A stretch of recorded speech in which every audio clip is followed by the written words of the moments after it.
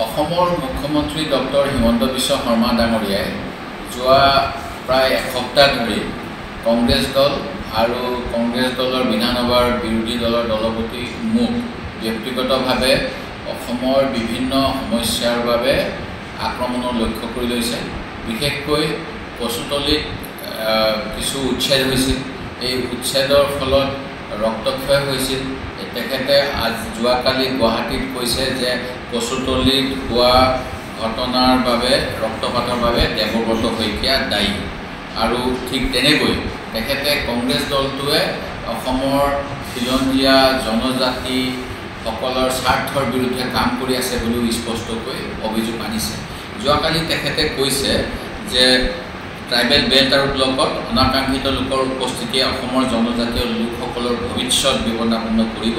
Tribal belt আৰু ব্লকৰ আইনখন আমি প্ৰণয়ন কৰা নহয়, এই আইনখন কংগ্ৰেছে আনিছিল। এতিয়া কংগ্ৰেছ দলে এই আইনখনৰ কিয় বিৰোধিতা কৰিছে মই বুজিব পৰা নাই। তেওঁলোকে ট্ৰাইবেল বেল্ট আৰু ব্লক লাগে নে নাই ক'ব লাগে। সদনত নিজেই আইন আনে আৰু বাহিৰত আইনখনৰ বিৰোধিতা কৰে। কচুতলিৰ যদি তেওঁলোকে উচ্ছেদৰ বিৰোধিতা কৰিছে তেতিয়াহ'লে মই তেওঁলোকক আহ্বান জনাম, এখন নতুন আইন বিধানসভাত ট্ৰাইবেল বেল্ট আৰু ব্লক উঠাই দিব লাগে বুলি অনাৰ প্ৰস্তাৱ কৰক। এই গোটেইখিনি সত্যৰ অপলাপ। আৰু মই পূৰ্বতে কোৱাৰ দৰে মুখ্যমন্ত্ৰী মহোদয়ে মিছা কথাৰে অসমৰ জনগণক বিভ্ৰান্ত কৰিবলৈ বিচাৰে। আজি মই আপোনালোকৰ যোগেৰে মুখ্যমন্ত্ৰী মহোদয়ে কেনেধৰণে সত্যৰ অপলাপ কৰিছে এই কথাখিনি ক'ব বিচাৰোঁ। Assam state capital region authority নামৰ এখন আইন 2017 চনত ছেপ্টেম্বৰ মাহত অসমৰ বিধানসভাত গৃহীত কৰা হৈছিল। আৰু এই আইনখনৰ দ্বাৰা দিছপুৰৰ যি ৰাজধানী ক্ষেত্ৰ, এই ৰাজধানী ক্ষেত্ৰ এটা বেলেগ অথৰিটি কৰাৰ কথা কোৱা হয়। এই বেলেগ এটা অথৰিটি কৰিবলৈ গৈ এই আইনৰ দ্বাৰা ট্ৰাইবেল বেল্ট আৰু ব্লকৰ জনজাতিসকলে বসবাস কৰা গাঁওসমূহকো ইয়াৰ ভিতৰত সাঙুৰি লোৱাৰ ব্যৱস্থা কৰা হ'ল। আৰু এই আইনখনৰ নাম হৈছিল আছাম এক্ট 38 অফ 2017। ইয়াৰ গভৰ্ণৰৰ একশ্যন পাইছিলে 16 অক্টোবৰ 2017।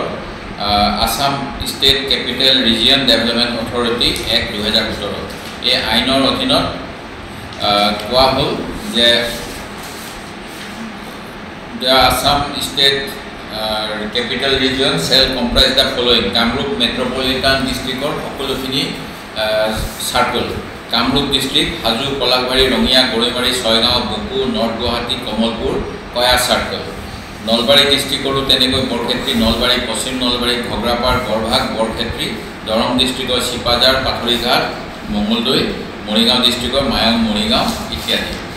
এই আইনখনৰ যোগেদি ট্ৰাইবেল বেল্ট আৰু ব্লকৰ মাটিৰ ক্ষেত্ৰতো কেনেধৰণে কি কৰিব লাগিব চৰকাৰে নিজৰ হাতলৈ ক্ষমতা আনিছে। আৰু ইয়াৰ ফলত 378খনমান ৰাভা অধ্যুষিত গাঁও, 360খনমান তিৱা আৰু অন্য অধ্যুষিত গাঁও এই ট্ৰাইবেল বেল্ট এণ্ড ব্লকৰ পৰা উলিয়াই আনি এই নতুন আইনৰ অধীনত ৰখা হৈছিল, যাৰ বিৰুদ্ধে 2017 চনত, 2019 চনত, 22 চনত বিভিন্ন সময়ত জনজাতীয় সংগঠনসমূহে এই চৰকাৰী সিদ্ধান্তৰ বিৰুদ্ধে প্ৰতিবাদ কৰি আছে। আপোনালোকে জানে 2016 চনৰ পৰা অসমত বিজেপি চৰকাৰ আছে। আৰু এই বিজেপি চৰকাৰে জনজাতি বিৰোধী এটা কাম এই আইনখন আনি কৰিছিল, যিটো মই আপোনালোকৰ আগত আজি দাঙি ধৰিছোঁ। ঠিক তেনেকৈ 2017 চনত গুৱাহাটীৰ সমীপৰ আমচাং অভয়াৰণ্যত উচ্ছেদ চলাইছোঁ বুলি কৈ আমচাং ৰেভিনিউ চৰকাৰী মাটিৰ ওপৰত উচ্ছেদ চলাইছিল, যাৰ ফলত গুৱাহাটী হাইকোৰ্টত এটা পিআইএল হৈছিল আৰু চৰকাৰে নিজৰ ভুল মানি ল'বলৈ বাধ্য হৈছিল। সেই উচ্ছেদতো বান অধ্যুষিত বিভিন্ন অঞ্চলৰ জনজাতি লোকসকলক উচ্ছেদ কৰিছিল। আৰু এই চৰকাৰখনৰ বিৰুদ্ধে সেই সময়ত কোঅৰ্ডিনেশ্যন কমিটি অফ ট্ৰাইবেল অৰ্গেনাইজেশ্যনে বিজেপি জনজাতি বিৰোধী বুলি কৈ তেওঁলোকক বৰ্জন কৰাৰ বাবেও প্ৰস্তাৱ আৰু আহ্বান জনাইছিল। ঠিক তেনেকৈ ডিব্ৰু-চৈখোৱা নামৰ অভয়াৰণ্যখনৰ কথা আমি সকলোৱে জানো। তিনিচুকীয়া জিলা আৰু ডিব্ৰুগড়ৰ সমীপত এই অভয়াৰণ্য। এই অভয়াৰণ্যত 1950 চনত হোৱা অসমৰ বৰ ভূমিকম্পৰ পিছত লখিমপুৰৰ পৰা প্ৰায় 1500 পৰিয়ালক সংস্থাপিত কৰা হৈছিল। পৰৱৰ্তী সময়ত এই মানুহবিলাকক যিসকল মিচিং বান অধ্যুষিত লোক তেখেতসকলৰ ভৱিষ্যত সুৰক্ষাৰ কথা চিন্তা নকৰাকৈ অসম চৰকাৰে তাত অভয়াৰণ্য হিচাপে ঘোষণা কৰিলে আৰু তেওঁলোকক উচ্ছেদ কৰাৰ প্ৰথা ল'লে। কিন্তু 2006 চনৰ পৰাই ভাৰতবৰ্ষত বনবাসী আইন আছে। এই আইনৰ অধীনত তেখেতসকলক ট্ৰাইবেল ফৰেষ্ট ভিলেজাৰ বা অন্য স্থানত সংস্থাপিত কৰাৰ ব্যৱস্থা আজিলৈকে কৰা নহ'ল। 2024 চনৰ 30 আগষ্টত সমাপন হোৱা বিধানসভাত মোৰ এটা পৰিপূৰক প্ৰশ্নৰ উত্তৰত মন্ত্ৰী মহোদয়ে ক'লে দধিয়া আৰু লাইকাৰ ভিতৰত মাত্ৰ এখন গাঁৱৰ লোকক এতিয়ালৈকে সংস্থাপিত আমি কৰিছোঁ, এখন গাঁৱৰ লোকে এতিয়াও সংস্থাপন হোৱা নাই। আৰু এই সকলোখিনি মিচিং আৰু চাহ জনজাতি সম্প্ৰদায়ৰ লোক, যিটো অতি দুৰ্ভাগ্যজনক। আৰু এই ক্ষেত্ৰত 21 জুলাই 2017 তাৰিখে ডিব্ৰু চৈখোৱাৰ দধিয়া ফৰেষ্ট অঞ্চলৰ লোকসকলক 8 মাহৰ ভিতৰত সংস্থাপন দিম বুলি chief conservator of forest, Assam চৰকাৰ, তিনিচুকীয়া জিলা প্ৰশাসন আৰু মিচিং তাকাম, মিচিং বাৰিং কেবাং আৰু বন বিভাগ আৰু বিভিন্ন স্থানীয় ব্যক্তিসকলৰ মাজত তিনিচুকীয়াত এখন চুক্তি হৈছিল 21 জুলাই 2017। এই চুক্তিও এতিয়ালৈকে সম্পূৰ্ণৰূপে পালন কৰা হোৱা নাই। সোণাপুৰৰ য'ত উচ্ছেদ হৈছে এই গোটেই এৰিয়াবিলাক মই অসমত 8টা ট্ৰাইবেল ব্লক আৰু 8টা ট্ৰাইবেল বেল্ট আছে। এই ট্ৰাইবেল বেল্ট আৰু ব্লকৰ বিভিন্ন সময়ত উচ্ছেদৰ কথা কোৱা হয়। এতিয়া কচুতলিত উচ্ছেদ চলি আছে, কিন্তু কচুতলিৰ সমীপতে বহুকেইটা উদ্যোগ আছে, যি উদ্যোগসমূহ চিমেণ্ট উদ্যোগ আৰু অন্যান্য উদ্যোগ। এই উদ্যোগসমূহকো যাতে উচ্ছেদ কৰে তাৰ বাবে স্থানীয় জনজাতি সংগঠনে দাবী কৰাৰ পিছতো তেখেতসকলৰ প্ৰতি কিন্তু এটা বেলেগ দৃষ্টিভংগী বিজেপি চৰকাৰখনে লৈ আছে। এই কথাও আপোনালোকক ক'ব বিচাৰোঁ। যিখন মই Assam state capital region development অথৰিটিৰ কথা কৈছিলোঁ, তাত স্পষ্টকৈ কোন কোন অঞ্চলত এই আইনখন প্ৰচলিত হ'ব উল্লেখ কৰা আছে। তাত কামৰূপ মেট্ৰপলিটান ডিষ্ট্ৰিক্টৰ সকলোখিনি চাৰ্কুলাৰ কথা কৈছে। অৰ্থাৎ ট্ৰাইবেল বেল্ট থকা মই যিকেইটা উল্লেখ কৰিছিলোঁ এই ট্ৰাইবেল বেল্ট থকা চাৰ্কুল কিতাপ, তেনেকৈ কামৰূপ ডিষ্ট্ৰিক্টৰ চাৰ্কুলসমূহ। আৰু এই কামৰূপত আমি জানো বিভিন্ন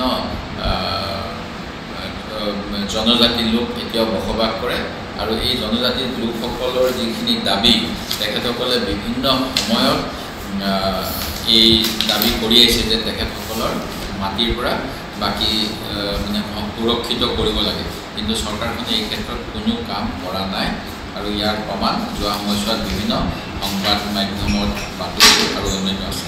ঠিক তেনেকৈ যিটো 2019 চনৰ লেণ্ড পলিচি আছিল, লেণ্ড পলিচিৰ 17.5 নম্বৰ দফাত আছিলে যে ট্ৰাইবেল চাউথ কামৰূপৰ প্ৰটেক্টেড বেল্টৰ মাটি কিনা বেচা কৰিব লগা হ'লে আগতীয়াকৈ চৰকাৰৰ পৰা অনুমতি ল'ব লাগে।